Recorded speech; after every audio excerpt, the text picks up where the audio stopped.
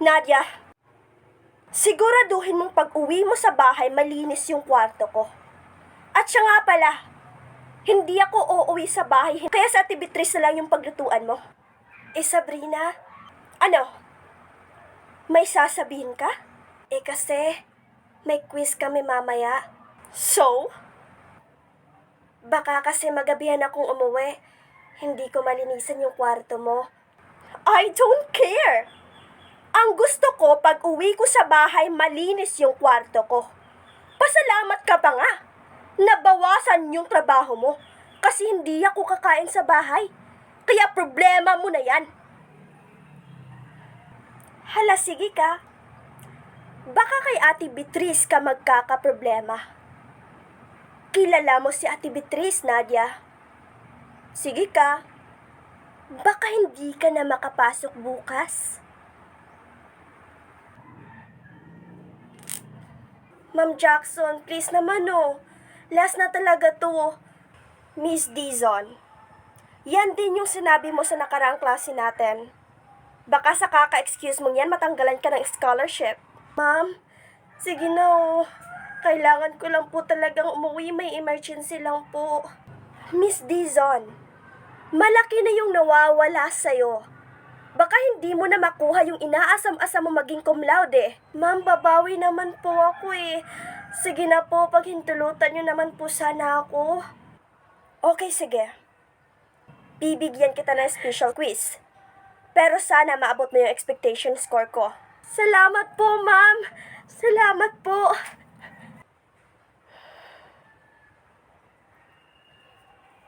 Nadia? Po! Nadia! Beatrice, bakit bang tagal-tagal mo? Kasi po nagsayang po ako Oh, bakit ka sumasabat? Kasi po nagtatanong po kayo. Ate Beatrice, narinig mo yon? Sinasabat-sabatan ka. Ate Beatrice, ano? Hoy Nadia, wala kang karapatang magsalita sa bahay na ito. Naiintindihan mo? Nakita mo ba yung pendant nito? Yung malaking bato?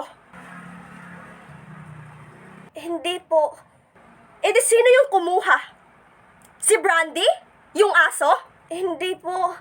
Hindi ko rin po kasi nakita yun Bakit? Sino ba yung naglilinis dito sa bahay? Lalong-lalo na sa mga kwarto. Ako pero, hindi ko naman talaga nakita yung pendant, Ate Beatrice. Nagmaang-maangan ka pa? Sabrina, wala naman talaga kasi akong alam. Sinong ginagawa mong tanga? Ako, Nadia? Si Ate Beatrice ba, Nadia? Hoy, Nadia. Hanapin mo yon. Pag hindi mo nahanap yon, bukas hindi ka makakapasok, na iintindihan mo? Pero Ate Beatrice, may quiz po ako bukas. Anong pakialam ko sa quiz mo? Pag hindi mo na ibalik, huwag kang pumasok. Pero ate, ano? Huwag mo kong galitin, Nadia. Masama akong magalit. Ate Beatrice, please naman Sige. Pero huwag kang kumain ng hapunan. Manang-mana ka talaga sa ate mo. Oh, kaya ka siguro iniwan.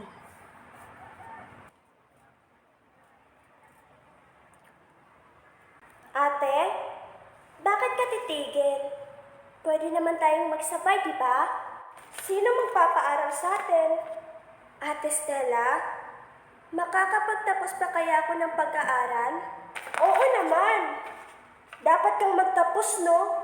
Paano? May mga kontrabida dito sa bahay. Sino? Yung magkapatid. Sus! Wala yun, no? Huwag ka lang nilang galawin. Kundi, malilintikan sila sa akin. Ikaw? Paano ka? Ako? Ngayong wala na si mama at papa at yung mama nila na kabit ni papa, subukan lang nila. Kaya mo sila? Aba, naliliitan ka ata sa mga brasong to. Baka nga buhatin pa kita. Laki oh.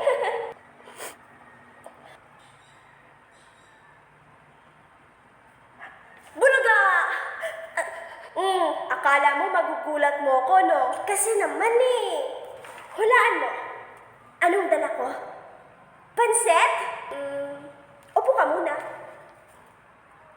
Panset!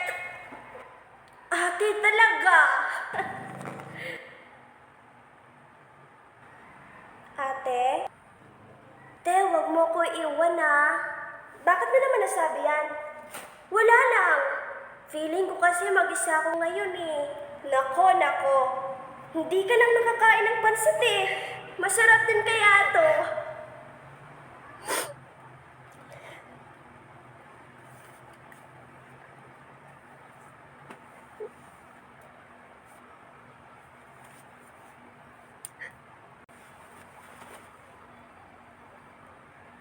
What the? Nadia! Sab? Bakit? Anong ginawa mo? Alam mo bang bigay to ni Ate Beatrice sa akin? Sabrina, sorry. Hindi ko naman kasi sinasadya eh. Sorry! Hindi ko rin kasi sinasadya. Kahit kailan manang-mana ka talaga sa ate mo, no? Ano? Iiyak ka? Palibasa? Papaya ka? Iyakin? Kawawa ka naman. Siguro kaya ka iniwan ng ate mo, no? Sa katangahan mo ba naman? Merong magtatagal sa'yo? Sab, huwag mo naman sanang idama yung ate ko dito. Aba, Nadia, sumasagot ka na? Akala mo naman kung sino ka na? Ano, lumalaban ka na? Hindi naman ako lalaban eh. Alam mo, lagot ka talaga kay Ate Beatrice. Makakarating to sa kanya. Isusumbong kita. Anong nangyayari dito? Ate Beatrice, tingnan mo yung ginawa ng babaeng yan sa dress ko na binigay mo. Ate Beatrice, hindi ko naman sinasadya eh. Alam mo ba kung magkano yung bili ko nito, Nadia? Kulang pa, Nadia. Kulang pa ang pagsisilbi mo sa kamahalan ng dress na nasira mo. Ate Beatrice, wala naman po akong ibang nilagay eh, kundi yung... Saan ba yun? Ang tanga mo talaga! Tanga!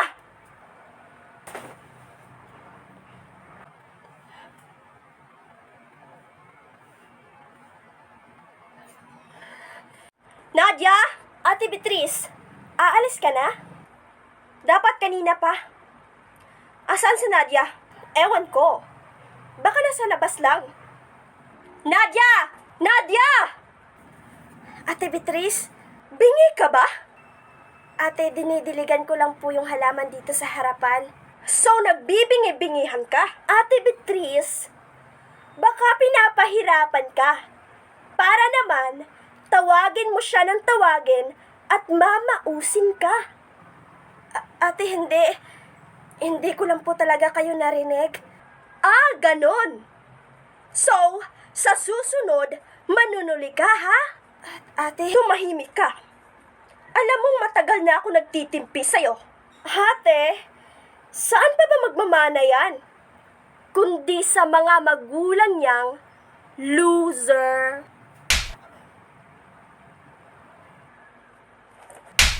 Walang ka talaga. Pati ba naman kapatid ko? Huwag niyo naman sanang idama yung mga magulang ko dito. Bakit, Nadia? Totoo naman, di ba? Tiniis ko naman lahat yung pang-iinsulto niyo sa mahabang panahon sa akin, ah. Pero yung pang-iinsulto niyo sa mga magulang ko, Beatrice, hindi ko yun kaya. Kayanin mo. Dahil nasa pamamahay kita. My house, my rules.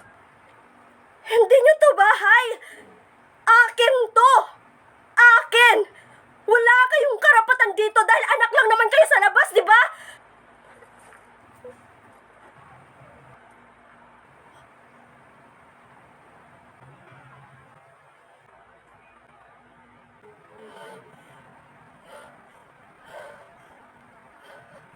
Stella?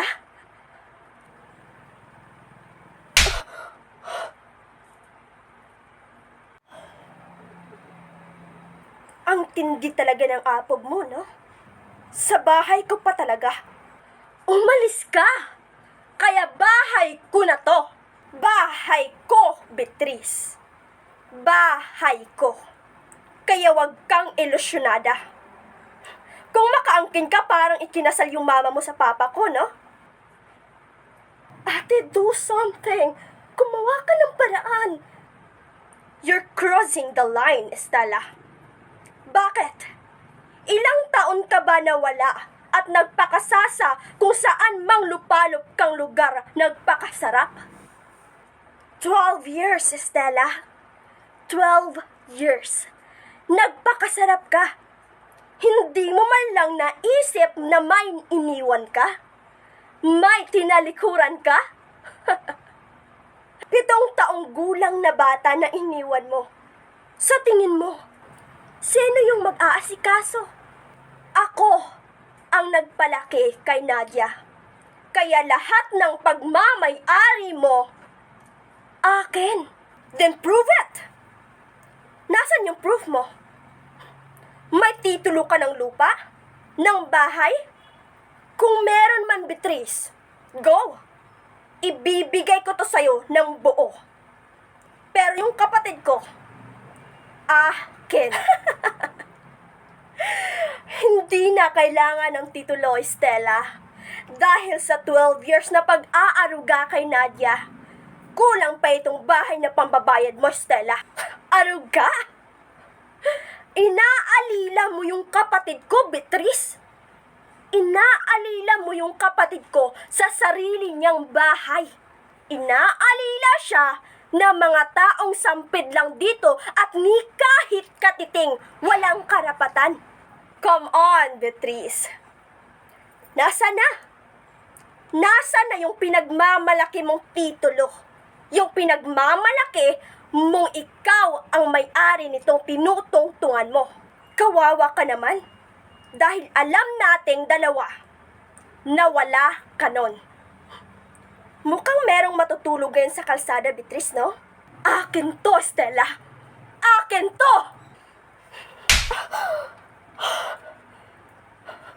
Ang kapal mo.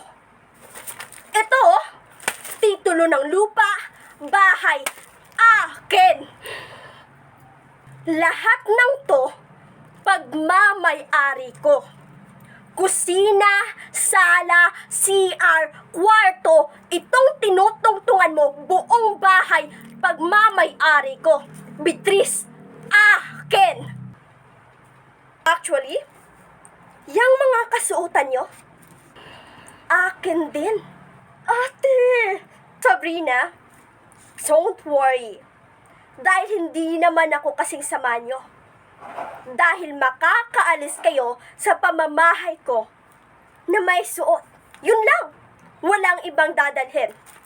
Kung gusto nyo naman, kung ayaw nyo talagang umalis, ipapapulis ko kayo.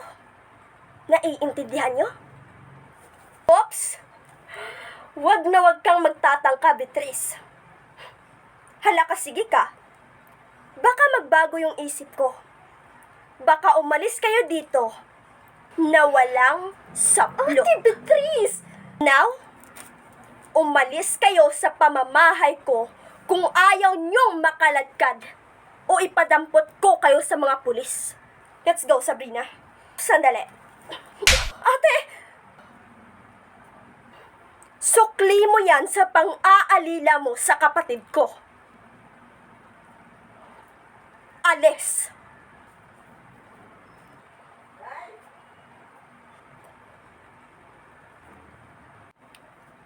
Nadia? Anong ginagawa mo?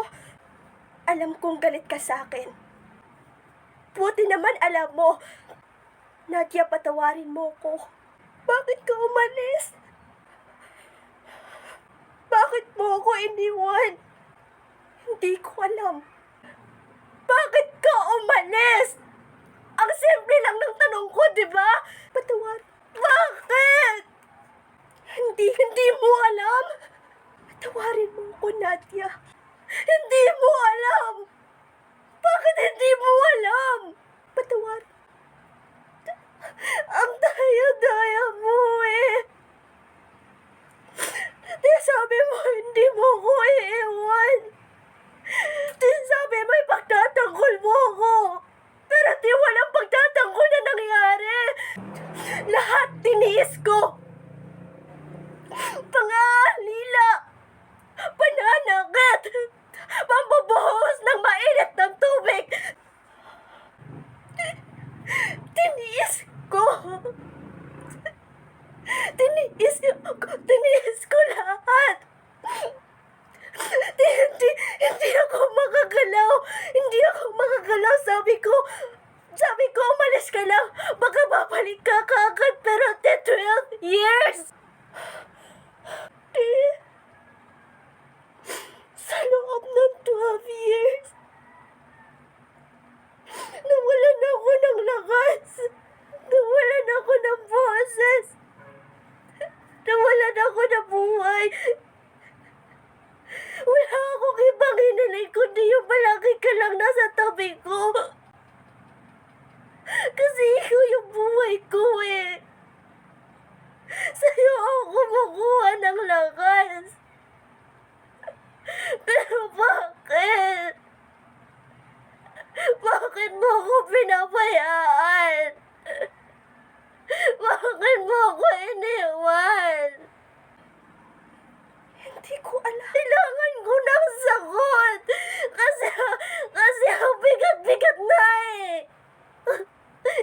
Hindi mo alam. Hindi mo alam.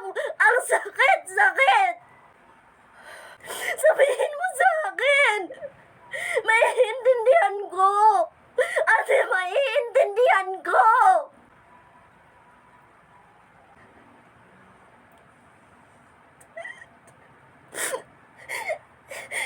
Ate, wag na. Okay na lang. Okay na yun. Masaya ako kasi nandito ka na eh. Ate, wag mo ako iiwan ulit ha. Ate, miss na kita eh. Patawarin mo ako, Nadia.